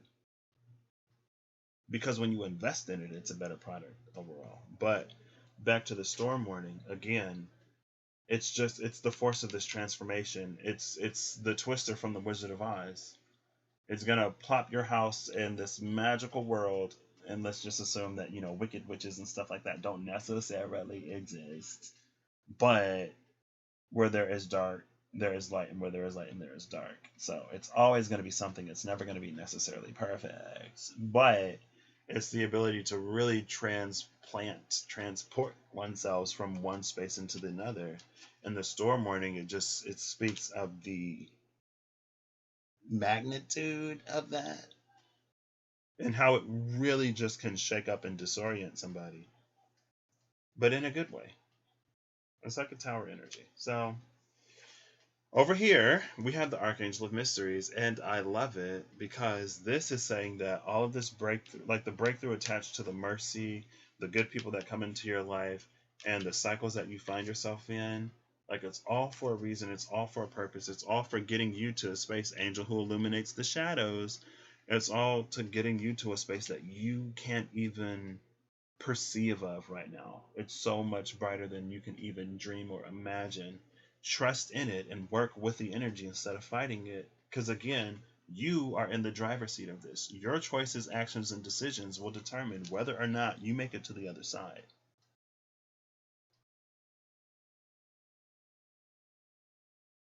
And then over here is the Magician, is the Magus. All four elements present, accounted for, and in balance, utilized to the proper degrees to get what it is that we want. The Magician works with all four elements, not just the one or the two that he's the most comfortable with, or that, he thinks will get him where he wants to go. It's almost this Temperance energy, because Temperance to me is really the fine details. But this isn't about something fine detail. This isn't about, oh, I found $5 on the street. This is like, oh, in a year, 2 years, 3 years, I go up several tax brackets. Like the quality of the people in my life is extremely better. Like I'm happy and actually fulfilled, and I'm in a position to assist and impact others. Mercury and Gemini, North Node. Mercury is in its pre-retrograde shadow right now, so I would also say, be extra careful that with that Capricornian office energy, that you're actually building towards that stronger foundation that you actually want, and you're not letting any of them retrograde tricks get you to go back to places and spaces that ain't really for you. Just a little heads up. I don't think pre-shadow Mercury ever hit me that hard that fast. I was literally, before I went to sleep, I was like, wow, I wonder if Mercury didn't hit that 25th degree. It's in 27 degrees now, so we're officially in the pre-shadow. So anyway, I'm going to get a final message from some of these, not from all of these, because not from any of the ones I would have to read. So not this deck. And the man holding a heart is at the bottom of the deck, right? So, but you got to show up to meet him. This is a we meet each other type of energy, and not a come to me and I do absolutely nothing for you type of energy. Look at Malphus staying out here. Good people, good people. He's skilled at finding good workers and building with materials. Other dude was skilled at creating relationships in spaces where there were it's right now in this country especially, it would be so foreign to actually have justice for all in a system that serves everyone just as fervently and equal. What would that even be in this country? Nobody knows. But it has the power to form bonds and bridge gaps. That's a specialty. But again, it's not going to just happen. Things like that don't just happen. And a foundation is something that we have to actively work to really build. And if you ain't trying to build foundation, it's going to fall apart.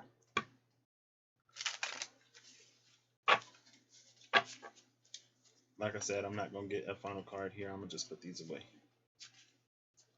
Just put them away. What is that song? You can't escape. Oh, I think that's Allie and AJ. Can you feel it? Can you feel it?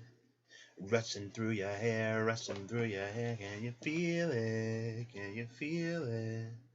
Don't let nobody tell you that your life is over. Be every color that you are. Into the rush now, you don't have to know how. I don't know what that song is. I know it's Allie and AJ, and I know that it's from back in the yay old Disney days. And I'm probably also going to listen to it. Maybe it's called Rush. Maybe not. Be every color that you are. Don't let nobody tell you that your life is over. Don't let anyone else's experience of failure in their own life because they didn't show up to the degree that they needed to show up in that moment because they let their own fears, worries, negativity, anxieties hold them back. Don't let their failures determine your success because they're not you. Obviously, if you're doing something that they wouldn't dare imagine doing, they're not you. And it's not that they can't ever be someone that does that for themselves, but sometimes some people need to see somebody else doing it successfully before they allow themselves the opportunity to really give it a go, really give it a try. And sometimes it is just about determination, patience, and hard work and not giving up. If you give up easily, it ain't for you. It ain't, it requires a little bit of effort sometimes. Final card from the Magical Dimensions Oracle Cards and Activators, please. First, now, oh, wow, I just bent the mess out of that card, but it's elastic. It's elastic, so I think it's okay. Oh, gosh. I was going to say we're going to overhand shuffle before we underhand shuffle. Okay, I just want like one card, please. There we go. We got two. I'll take it. Thank you. Ooh, what is that? Is that oneness? No, it's not. Manifestation. Oh, is this Utopia or is this Magical Realms? It's Utopia. Oh, 43 and 29. That's a 7 and 11. 7-11. 7 is the spiritual number. 11 is the number of awakenings. It's the first master number of awakenings. I guess 00 could be the first number, but manifestation is prosperity, fortune, and pure intention. Utopia is peace, serenity, and paradise. It's possible. It's possible, but it's something that we have to work towards. And it's something that I'm continuing to manifest as best as I can, no matter what it looks like outside.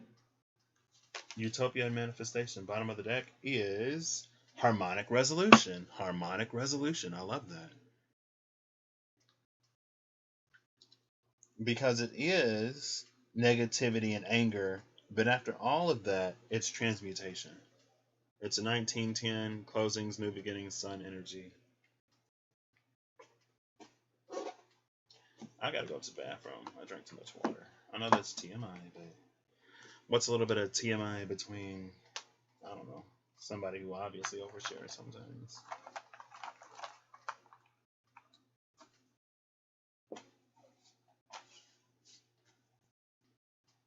Where'd that book go?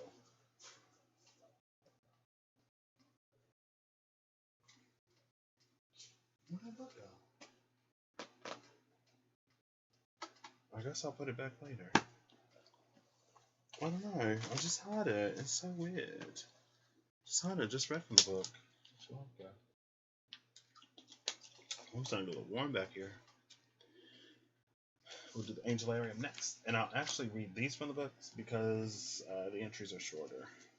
So, maybe I know. Maybe I won't. Well, it depends. I don't even know what I'm going to title this. Decisions. Maybe that's what I'll title it. Or choices, like Tatiana said.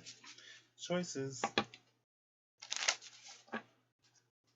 Or maybe like the return to glory.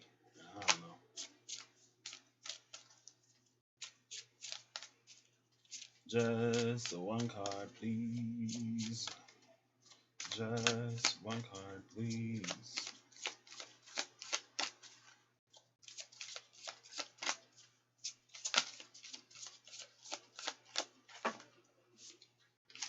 Who we got?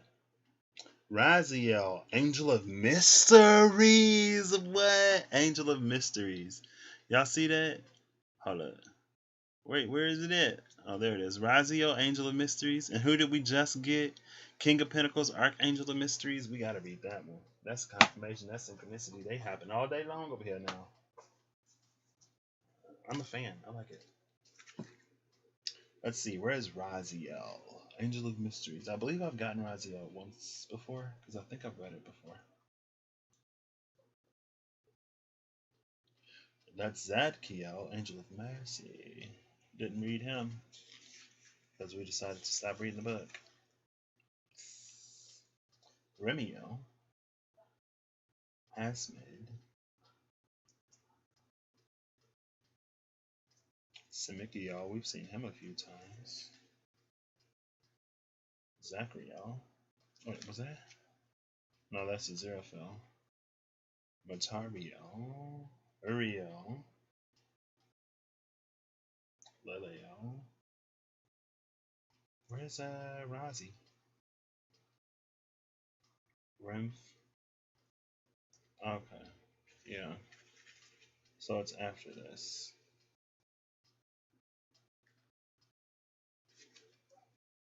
It's so interesting. I actually met somebody named Azriel last year. And I was like, Azriel? That's such an interesting name. Because, you know, if you know, you know. If you don't know, then you know. I feel like I'd say that a lot. I'd be like, right? Or, you know. Okay, so let's take it a little bit slower. Let's leave it as a mystery. I didn't see it on the first pass through, so the Angel of Mystery is here. So, yeah. And the thing about the Archangel of Mysteries is that with her lantern, she was the one angel permitted the ability to walk the higher, the middle, and the lower realms and basically maintain herself. And she can use that ability to help guide lost souls in the lower realms. And so that's interesting. Maybe that's an ability that we're coming back into. To be in the world, but not be of the world. If you know what I mean. You might not.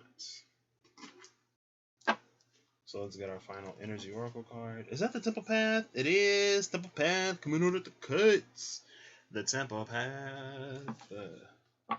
I love this channel.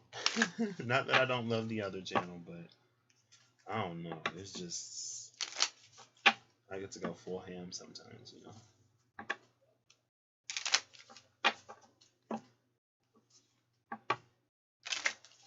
Alright.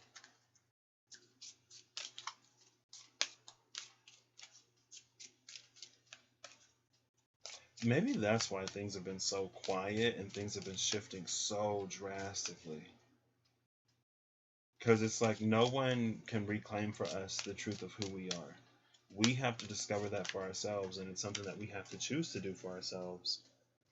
This is too many cards for a final message, but the man holding a heart did want to make another appearance, and behind the man holding a heart, victory. Yes, I love that. Come through with the Angel of Balance and Attachment. So I feel like in the past there was this attachment that was unbalanced, but through the space of self-healing and release, we can come into a victory that is a more balanced attachment. A more balanced attachment. But I think there are also heavy things that we need to let go of to bring this into balance. And balance, the Angel of Balance, is all about making self-honoring choices. Okay. Alright. Is that the Door to Romance? It is the Door to Romance with Patience. Your patience is rewarded if you've continued to do your work. Storm warning. Be prepared because things might really take off. I remember one time or a few times I was able to experience some sort of like spirit within me recognizes the spirit within you and we work well together type of resonance, and it was crazy. I was like, oh my gosh, I just feel like my soul is open. Like every door, every window in the temple that is me is open and things are just flowing right through. It blew my mind. It was crazy. It was crazy, honestly. Okay. Let's get like one card. Thank you. Is this all tied up in reverse? It is. All tied up in reverse. Y'all saw it come out like that? I'm going to take it in reverse. Because we actually saw all tied up in reverse here lately. And I did say that when it comes to that attachment, it's about bringing balance to that connection. And it's about repolarizing this attachment so that it isn't heavy, weighty devil energy. So it's not negative, right? It can be a bond. With the Lovers, bottom of the deck is financial constraints upright. So maybe it's like the state of finances could be related to, like, because both family and finances are pinnacle energy. Both of them are earth energy. This is a 13. All tied up is a 23. So there is a cycle of completion here. There's a 10 between all tied up and financial constraints. All tied up is already in reverse, so we can expect financial constraints to be going in reverse here fairly soon. Oh snap, speaking of financial constraints in reverse. Hit it with me. Tell me what I get in my email the other day. I have my job alert set up through this, through something from my school. And I ignore them most of the time. But for whatever reason, I opened one yesterday. They were like, you pre-qualify, guaranteed interview with this company if you apply by 11:59 p.m. tonight. And I saw the email the next day. And it was with the consulting company. And consulting is something that I'm also interested in. I'm interested in a lot of things I'm starting to find out. What's going to win me? What's going to be worthy? What option will prove itself worthy of my time, attention, effort, and energy? I don't know. But whatever one it is, it's going to be a lucky one because I have a lot to bring to any type of mindset. Honestly, and that's just the truth. That happened to me before. There was another opportunity where I was like, man, it was I think it was that medical school or the graduate school with the medical program in Abu Dhabi. I was like, man, the deadline was yesterday and I'm just saying this today.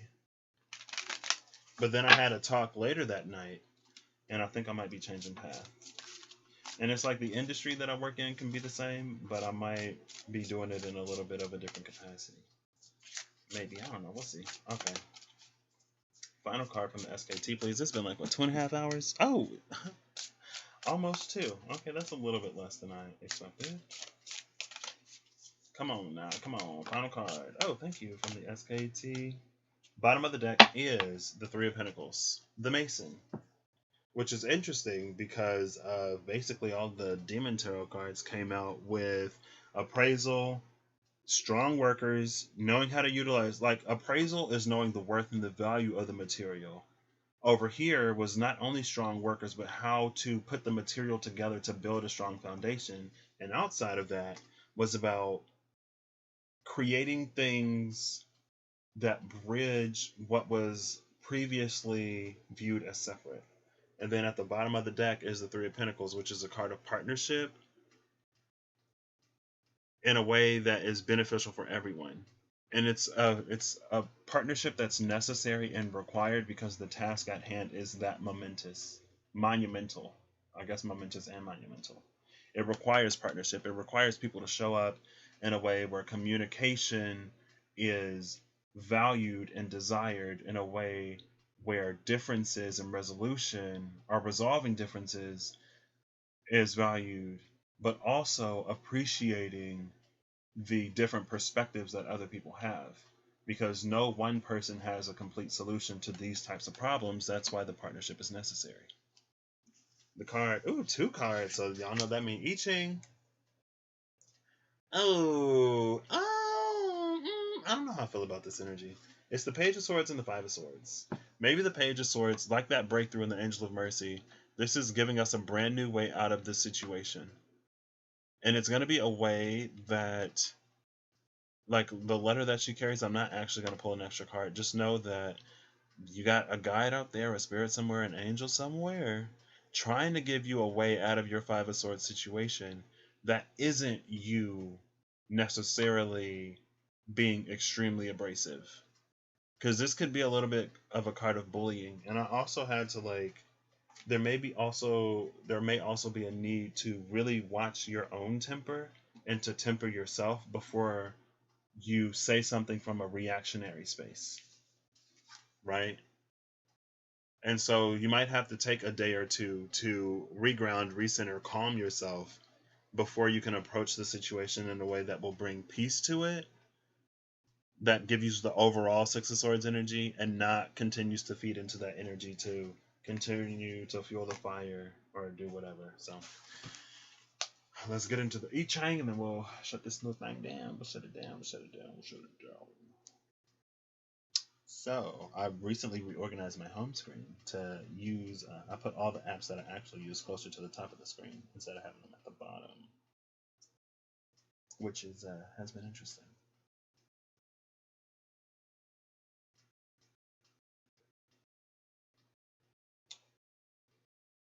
Let's go ahead and flip these colors. So Five of Swords, Page of Swords is going to be, oh, it's Heaven over Lake, right? Yeah, Heaven over Lake. I thought it was going to be double heaven for a second. Heaven over Lake is number 10, Caution. Lake over Heaven is number 43, Decisive Action. And I'm actually going to read both of them. But we'll start with Caution first. So, treading on the tiger's tail, proceed with caution. Treading on the tail of the tiger, know the high from the low. Exercise discernment. There's discernment again. Proceed with caution. By treading with caution and yet being sure of your every step, you succeed at a dangerous undertaking. Be careful of those who try to disrupt your path. Walk your path alone for now. Trust in your own values. Do not seek out support or aid at this time. The perseverance of a hermit brings good fortune. The endeavor will succeed. To know your future, you must review your past. And then we have 43. Everything that, and that's what I was saying about when I was talking about the appraiser, right? And not everything that benefits other people will benefit you in the same way. And it's about you finding something that works with your energy, with the truth of who you are, that really gets you to the place that you want to be, and not necessarily what works for everybody else, because there are no, one size fits all solutions necessarily per se. 43, taking decisive action. After a long period of tension, yeah, Five of Swords, Page of Swords, this feels more right. After a long period of tension, there will be a breakthrough. Breakthrough! See, that's why I read both of these. Okay. Negotiate a barter with heaven and send the prayer upward. With full faith in the divine, your creative ideas will materialize. The prayer answered, and I did say a powerful message duly received. Though you will honor your word. Be careful, as there may be risks ahead. Your interests are not the only ones at stake in the endeavor. Three of Pentacles. Be sure to warn others about the risks involved, but do not yet reveal your intentions. No gains from reactive combat, not speaking from a reactive space like I talked about. The solution will be a different path than the one initially conceived. Be resolute and decisive. I'll read that one more time with much less interaction. Um, intervention, intersection, interruption. There it is. I knew it was inter something. After a long period of tension, there will be a breakthrough. Negotiate a barter with heaven and send the prayer upward. With full faith in the divine, your creative ideas will materialize, the prayer answered, though you will honor your word. Be careful, as there may be risks ahead. Your interests are not the only ones at stake in the endeavor. Be sure to warn others about the risks involved, but do not yet reveal your intentions. No gains from reactive combat. The solution will be a different path than the one initially concerned. Be resolute and decisive. And that part where it says, though you will honor your word, like if you're praying, if you're getting down on your hands and knees saying, God, Jesus, Spirit, angels, guides, whoever, if you come and help me in this one situation, I promise I'm going to leave that toxic stuff in the past. If you promise to leave that toxic stuff in the past, your prayer will be answered as long as you continue to leave the things in the past that you said that you would leave in the past.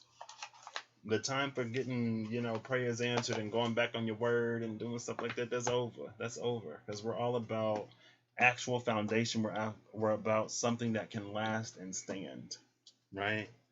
And if your word doesn't hold any weight, then your prayers probably won't be answered. So that's what I got. I hope y'all have a good whatever whenever y'all see this. This was a lot today. And look, here's the book. So this will be the last one that we close. The Magical Dimensions, Oracle Cards and Activators. Very interesting messages today. I don't know if I know what the thing that was missing outside was. Maybe it was me. Maybe it was my own voice. Maybe I should have talked back to the insects out there, Maybe I should have sang a little bit or whistled or something. I don't know. I don't know. All right. Did I go through the whole thing? I don't know, but y'all know the spiel. Y'all know the deal by now. See you later.